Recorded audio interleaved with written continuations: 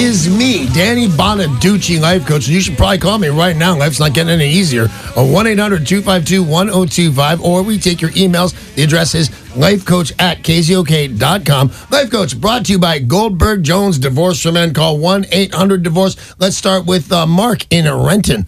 Good morning, Mark. How are you? Good morning. What's up? Oh, how are you? Very well, thank you. How are you? I'm doing okay. All right.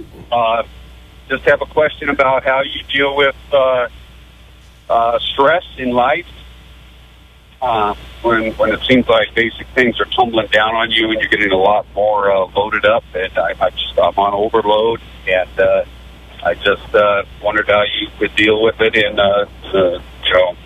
healthy way. Well, here's what I've got on my little computer screen, Mark, is that you have been sober for 8 months. And the question is actually the overall stress of life. Are you worried that you're going to take a drink over this?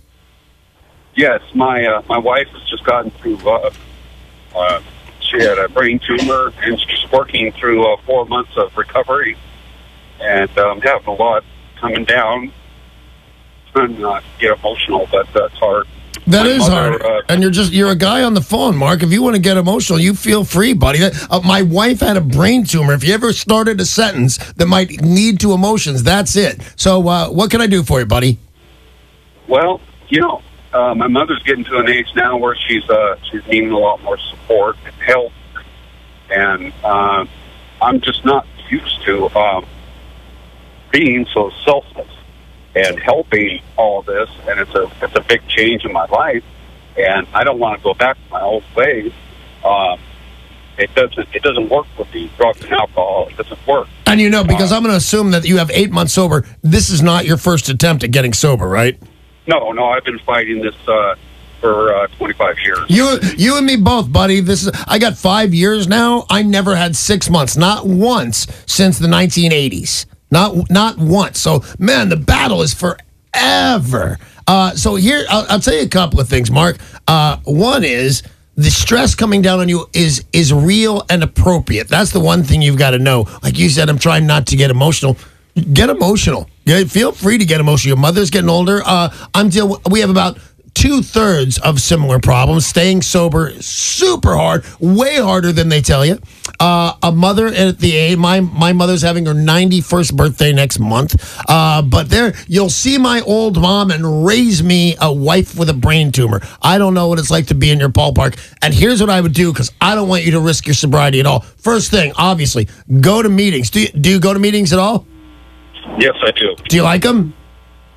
I've learned to enjoy going to them. It's the people you meet there, and the support is fantastic. Well, that's great that you know how to use that, because here's the thing that I used to say, and it worked for me, and that was, if you're dying to have a drink and you can drag yourself to an AA meeting before you have that drink, you'll make it through that particular day. And I always did. The problem was when I said, I'll make it through the day if I go to a meeting, I just didn't go to a meeting. And then I relapsed. So the very first thing you got to do, absolutely go to meetings. And the second thing I think you should do is I think you should see a therapist who can help you with the stress, because stress is manageable, man, in a million ways. Your doctor can say, I want you to do yoga, or your doctor can say, here, man, take this half a Valium or 5 milligram Valium.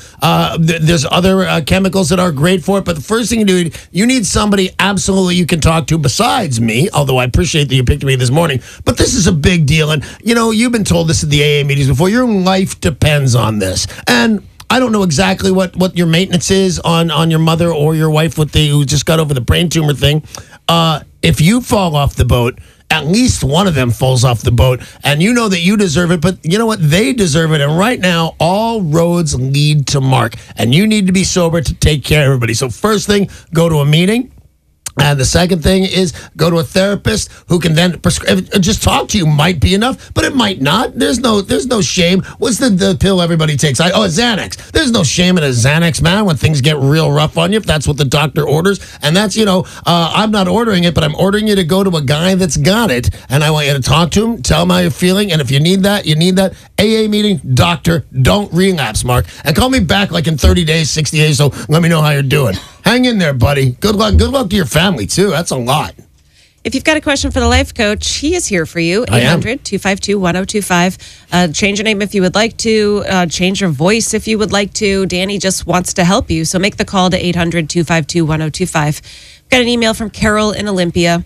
I asked a friend and a former colleague to help me with a creative project. She kept delaying providing me with a price quote and proceeded to complete it, even though I asked her for the quote up front. Oh, I'm sorry, I got a little bit lost. What is the headline of this? So she did a project for a friend. Right. Said, let me know how much I'm going to get paid. And now she says that it still hasn't happened and she's not getting paid for this project. It got done. How does she get the money from a friend for a work project she did? Wow, I would caution you, but I don't know if I'm older or wiser or have been through more hell. I would not have done the job without. If you're going to charge, you're going to charge. If you're going to do your friend a solid and say, hey, man, I'll do this job for you because I'm your friend and I have these certain skills and you do not.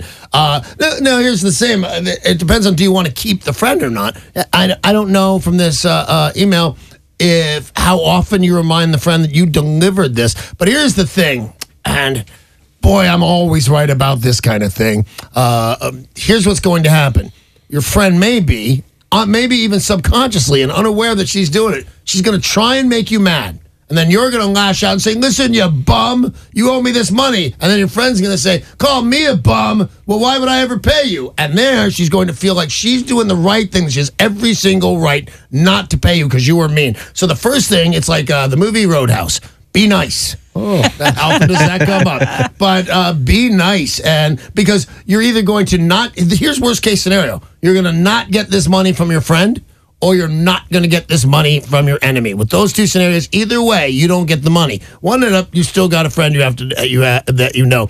But your friend knows that you're aware of their financial situation and that they have enough money to start paying you back. And I think you need to bring it to their attention and even have some sort of solution. Let's say, you know that what you're ever spent, and this is whatever it is that you see. You know that money that you used to spend this, that you were out the other night doing this or doing that. It was like $100 you could have paid me. I think you absolutely have to have some solution for your friend to stay her friend and not calling anybody, not getting all worked up because she's not going to pay you. I'll tell you, I know experience on this one. The second you raise your voice, she's going to say, well, all to hell with you, and you're not going to get a dime. So keep calm, be nice, and remind her you owe me this money. And then the end of the day is you could put this into collection. You could sue her. And I don't know if it's small claims court or just court. You could, but I suggest you don't. You know, she's your friend for a reason. Remind her she owes you money. Give her an idea how to pay you, and hopefully she will do it.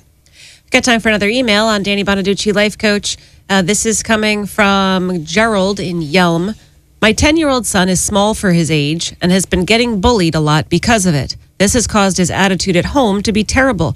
He's a good kid who usually keeps to himself, and he doesn't deserve this kind of treatment. Back when we were kids, you dealt with bullying by walking up to the kid, popping him in the nose. But I'm worried if my son does that now, he'll end up in jail with a felony.